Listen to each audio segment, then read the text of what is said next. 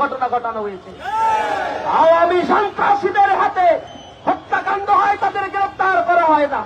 BNP সন্ত্রাসীরা এই 4 মাসে 285 জনকে হত্যা করেছে।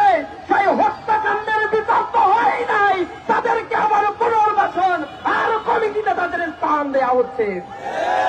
একই রাস্তা তোমরা যদি অবলম্বন করো, জেনে রাখো মানুষের প্রতি ফোঁটা রক্তের দাম এই জমিন তোমাদের দিবে।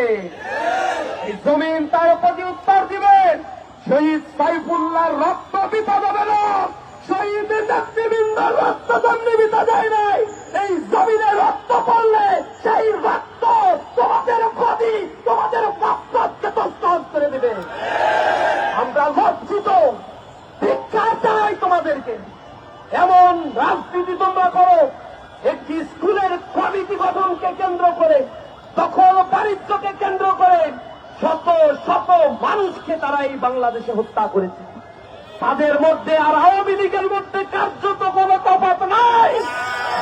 একই ফ্যাসিবাদ আর স্বৈরতন্ত্র এরা কায়েম করতে চায়।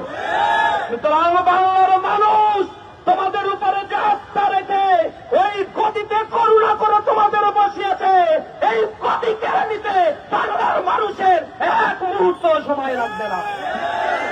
আমরা হুঁশিয়ার করতে চাই, আমরা শান্ত রয়েছি। ইসলামী ছাত্র শিবিরের দায়িত্বশীল কর্মী জনশক্তি, তাদেরকে আমরা বলেছি বাংলাদেশে নতুন এক বন্দোবস্ত আমরা দেখতে চাই। ক্যাম্পাসগুলোকে আমরা শান্ত রাখতে চাই। ছাত্র ছাত্রীদের নিরাপত্তা বিধান করার জন্য বুকের তাজা রক্ত ঢেলে দিতে চাই।